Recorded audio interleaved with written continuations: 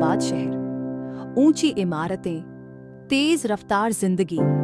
एक युवक भागता हुआ नजर आता है, वासु। मुख्य पात्र, उम्र लगभग 28, ऊर्जावान, जुनूनी, एक महत्वाकांक्षी शॉर्ट फिल्म मेकर है जो निर्देशक बनने का सपना देखता है। वासु का ड्रीम। वासु अपने 2 दोस्तों कीर्ति और रवि के साथ एक छोटी सी स्टूडियो में अपनी बनाई हुई शॉर्ट फिल्म एडिट कर रहा है। वासु उत्साह से, इस बार बस टाइटल सही रखना है और बैकग्राउंड म्यूजिक जरा सॉफ्ट रखना, ये क्लाइमैक्स बहुत भावुक है। रवि, भाई तूने सिर्फ शॉर्ट फिल्म नहीं बनाई है, तूने पूरी दुनिया बना दी इसमें। प्रोड्यूसर ढूंढना अब जरूरी है। कीर्ति, कहानी असली लगती है लेकिन इसका प्लॉट तूने कहां से सोचा? वासु मुस्कुराकर, पता नहीं, जब मैं लिखने बैठा तो लगा जैसे किसी और ने मेरे अंदर से ये कहानी लिखवाई, जैसे कोई पुरानी याद। सस्पेंस का पहला बीज यहीं बोया जाता है। वासु की short film the soul reborn एक फेस्टिवल में दिखती है और जबरदस्त वाहवाही पाती है। न्यूज रिपोर्टर, नई प्रतिभा वासु का निर्देशन दर्शकों को दिल से छू गया। निर्णायक, वासु की फिल्म में भारतीय संस्कृति, आत्मा और पुनर्जन्म की जो भावनाएं दिखाई गईं, वह अद्भुत है। वासु को कई प्रोड्यूसर कॉल करने लगते हैं। सपनों में रंग भर ही रहे होते हैं कि अचानक वासु पर एक केस दर्ज होता है, प्लैगरिज्म, चोरी का। वकील, श्रीमान वासु ने एक बंगाली लेखक श्याम सिंघा रॉय की कहानी को बिना अनुमति फिल्म में इस्तेमाल किया है। वासु हैरान, कौन श्याम सिंघा रॉय? मैंने कभी यह नाम सुना ही नहीं। कीर्ति चौंक कर, पर वासु तुम्हारी कहानी तो हूबहू उस किताब से मिलती है जो कोर्ट में सबूत है। वासु को गिरफ्तार किया जाता है। कोर्ट में उसकी पेशी होती है। जज, क्या आप मानते हैं कि आपने कहानी चोरी की है? वासु दृढ़ स्वर में, नहीं सर, मैंने जो लिखा वो मेरे दिल से निकला है, किसी किताब से नहीं। वकील, पर श्रीमान, यह किताब 1970 में छपी थी और उसके लेखक थे श्याम सिंघा रॉय। आपकी कहानी उन्हीं की किताब की नकल है। वासु जेल में किताब पढ़ता है, आत्मा की पुकार, श्याम सिंघा रॉय। जैसे जैसे वो पन्ने पलटता है, उसकी आंखें फटी रह जाती हैं। हर लाइन उसकी फिल्म की कहानी से मेल खाती है। वासु धीरे से, ये सब मैं कैसे जानता था? धीरे धीरे उसे अजीब सी फ्लैशबैक आने लगती है, किसी मंदिर की, किसी स्त्री की आवाज की। एक लाल साड़ी में स्त्री, पीड़ा में। पुलिस वासु को मानसिक जांच के लिए अस्पताल भेजती है। डॉक्टर, आपके ब्रेन स्कैन में कुछ अनोखी गतिविधि दिख रही है। ये संकेत पुनर्जन्म या पास्ट लाइफ मेमोरीज जैसे केस में देखे जाते हैं। वासु, आप कह रहे हैं कि मैं कोई और था कभी? डॉक्टर, आपकी यादों में जो कहानी है वह या तो आपकी कल्पना है या आपकी आत्मा का कोई पुराना हिस्सा। बंगाल यात्रा का निर्णय। वासु जमानत पर छूटता है। वह तय करता है कि वह बंगाल जाएगा और श्याम सिंघा रॉय की सच्चाई को खोजेगा। कीर्ति, क्या तू पागल हो गया है? अगर तू गलत निकला तो लोग तुझे पागल कहेंगे। वासु, अगर मैं नहीं गया तो खुद को कभी माफ नहीं कर पाऊंगा। मुझे जानना है कि मैं कौन हूं और ये कहानी मेरी कैसे है। फ्लैशबैक की शुरुआत 70 वर्ष पूर्व। जैसे ही वासु कोलकाता की एक पुरानी हवेली में जाता है, वह बेहोश हो जाता है और फिर शुरू होती है कहानी। कालखंड बदलता है, वर्ष 1969, कोलकाता। वासु अब श्याम सिंघा रॉय के रूप में दिखाई देता है, एक तेज तर्रार लेखक जो सामाजिक असमानता, छुआछूत और स्त्री अधिकारों के लिए लिखता है। श्याम लेखन करते हुए, औरतें देवी हैं, पर मंदिर की नहीं, जिंदगी की। उन्हें समाज से अलग करना पाप है, पूजा नहीं। श्याम एक मंदिर में एक देवदासी लड़की से मिलता है, माइत्री, साई पल्लवी। वो उसकी आंखों में पहली बार ही कुछ देख लेता है, पीड़ा, सच्चाई और एक बंदी आत्मा। श्याम, तुम नाचती हो या तुम्हें नचाया जाता है?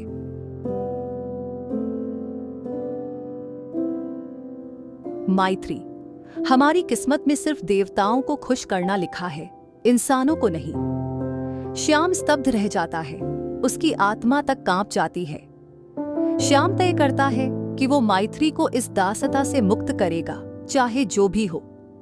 श्याम अपने लेख में लिखता है, जब तक देवियों को बेचा जाएगा तब तक मैं लिखता रहूंगा और लड़ता रहूंगा। माइत्री हर दिन मंदिर में नृत्य करती है, उसकी पूजा होती है, मगर असलियत यह है कि वह एक बंदी है, तन से भी और मन से भी। रात में पुजारी और ट्रस्ट के लोग उसके साथ अमानवीय व्यवहार करते हैं। माइत्री, धीरे से, अगर ईश्वर मुझे सुन सकते हैं तो मुझे कोई रास्ता दिखाएं। मैं इंसान बनना चाहती हूं, देवी नहीं। श्याम अब पूरे जोर से देवदासी प्रथा के खिलाफ लेख लिखने लगता है।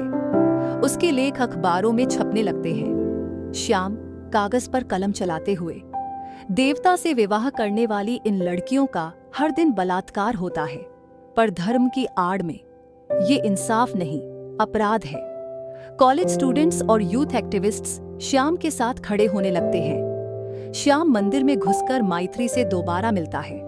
श्याम, तुम्हें लगता है कि तुम देवी हो, पर मेरी नजरों में तुम सिर्फ एक औरत हो, एक इंसान, और इंसानों को कैद नहीं किया जाता।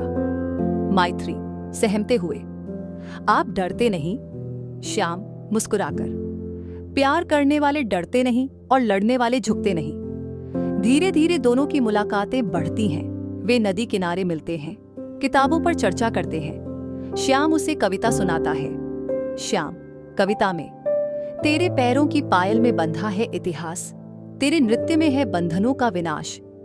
तू सिर्फ मंदिर की शोभा नहीं, तू इनकलाब है, तू प्रकाश।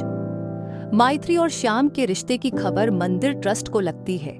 वे क्रोधित हो जाते हैं। मुख्य पुजारी, उस कलम वाले को सबक सिखाना पड़ेगा, उसने परंपरा को चुनौती दी है। श्याम को धमकियां मिलने लगती हैं। श्याम अब सिर्फ कलम से नहीं, आंदोलन से लड़ाई शुरू करता है। कॉलेज में सभाएं होती हैं, पोस्टर लगाए जाते हैं, देवदासी प्रथा बंद हो। श्याम भीड़ से, जिस समाज में औरत को देवी कहकर बेचा जाए वो समाज नहीं, बाजार है, और हम इस बाजार को जलाएंगे। एक रात माइत्री मंदिर से भाग निकलती है और श्याम के घर जाती है। माइत्री, आंखों में आंसू, मैं अब कभी वापस नहीं जाऊंगी, अब मैं खुद को चुनूंगी। श्याम उसे गले लगा लेता है। श्याम, आज तुमने मंदिर नहीं छोड़ा, तुमने गुलामी तोड़ी है। श्याम और माइत्री शादी कर लेते हैं गुप्त रूप से, बिना किसी रीति रिवाज के, बस एक वचन, स्वतंत्रता और प्रेम। श्याम मांग में सिंदूर भरते हुए, अब तू सिर्फ मेरी प्रेरणा नहीं, मेरी जिंदगी है। जैसे ही लोगों को पता चलता है कि श्याम ने एक देवदासी से शादी की है, समाज उससे मुंह मोड़ लेता है। अखबारों में छपता है कलम का योद्धा या संस्कृति का दुश्मन, पर श्याम विचलित नहीं होता। श्याम, जो समाज एक औरत की आजादी को पाप माने, उससे मैं धिक्कार चाहता हूं, समर्थन नहीं। मंदिर ट्रस्ट के गुंडे श्याम के घर पर हमला करते हैं, उसे पीटा जाता है, माइत्री को खींचने की कोशिश की जाती है। श्याम लड़खड़ाते हुए, मेरी कलम छीन सकते हो पर मेरी सोच नहीं। एक छात्र क्रांति शुरू करता है, लोग श्याम के पक्ष में सड़कों पर उतरते हैं। श्याम अदालत जाता है देवदासी प्रथा को अवैध घोषित करवाने के लिए। श्याम जज से, अगर कानून सच में न्याय का मंदिर है तो इन मंदिरों में कैद इन बच्चियों को आजादी दिलाइए। अदालत फैसला सुनाती है देवदासी प्रथा अवैध है। मंदिर ट्रस्ट का अवसान होता है। एक रात मंदिर ट्रस्ट का अंतिम बचा पुजारी श्याम पर छुपकर हमला करता है। श्याम को चाकू मार दिया जाता है। माइत्री रोते हुए, तुम्हें कुछ नहीं होगा, तुमने कहा था कि तुम नहीं झुकते। श्याम आखिरी सांस में, मैं मरा नहीं, मैं अब हर उस लड़की की आवाज बन गया हूं जो आजादी चाहेगी। श्याम की मृत्यु हो जाती है। वर्तमान में वापसी वासु की आंख खुलती है। वासु बिस्तर से उठ बैठता है। वह पसीने में भीगा है। ये सब उसका सपना नहीं था, ये उसकी यादें थीं। वासु, मैं ही श्याम सिंघा रॉय था। वासु अब श्याम की पुरानी किताबें, तस्वीरें और मैत्री के बारे में सब कुछ जुटाने लगता है। एक पुराना वीडियो मिलता है जिसमें मैत्री नृत्य करती है। वासु वीडियो देखते हुए, मैत्री, क्या तुम अब भी जिंदा हो? लीला, वह मनोवैज्ञानिक जो वासु का केस देख रही थी, अब विश्वास करने लगी है कि ये महज फैंटेसी नहीं। लीला, ये केस मेरे करियर में पहली बार है। हो सकता है कि कुछ आत्माएं वाकई अधूरी रह जाती हैं। वह वासु को कहती है कि वह कोलकाता जाए, जहां उसकी पिछली जिंदगी ने आकार लिया। वासु ट्रेन से कोलकाता जाता है। स्टेशन पर वह कुछ पुरानी इमारतों को पहचानता है। वासु खुद से, ये सब मैंने कभी देखा था, पर कब? वह पुरानी सिंघा रॉय हवेली को खोज निकालता है। वहां बंद दरवाजों और धूल में सने कमरों में वह अपनी पिछली जिंदगी की झलक देखता है। वासु को एक कमरे में एक लकड़ी की अलमारी मिलती है। उसमें ढेरों किताबें हैं लेखक श्याम सिंघा रॉय। वासु पन्ने पलटते हुए, हर शब्द जैसे मैंने ही लिखा हो। एक पुरानी तस्वीर मिलती है श्याम और मैत्री की शादी की। वासु की आंखों से आंसू बहने लगते हैं। वासु को अब पूरी तरह यकीन हो जाता है कि वह श्याम सिंघा रॉय का पुनर्जन्म है। फ्लैशबैक के रूप में हमें और गहरे दृश्य दिखाए जाते हैं श्याम का संघर्ष, उसके भाषण, उसकी मृत्यु। वासु उन सारे पलों को जीने लगता है। इधर वासु के ऊपर का केस अभी भी कोर्ट में चल रहा है। आरोप है कि उसने अपनी फिल्म के लिए कहानी चुराई है। वासु कोर्ट में कहता है, वासु, ये कहानी मैंने नहीं चुराई, ये कहानी मेरी थी, एक जन्म पहले। पूरा कोर्ट सन्नाटा। मीडिया वाले इस पर चिल्लाते हैं, पुनर्जन्म की दलील। वासु श्याम के पुराने पब्लिशर से मिलता है, हिंदू रिपब्लिक पब्लिकेशन के मालिक। वो श्याम की मूल किताबों के दस्तावेज देते हैं, कॉपीराइट्स, लेखकीय हस्ताक्षर। पब्लिशर, श्याम जैसा लेखक मैंने आज तक नहीं देखा। तुम्हारी आंखों में वही आग है। वासु मंदिर ट्रस्ट के बचे बुजुर्गों से मिलता है।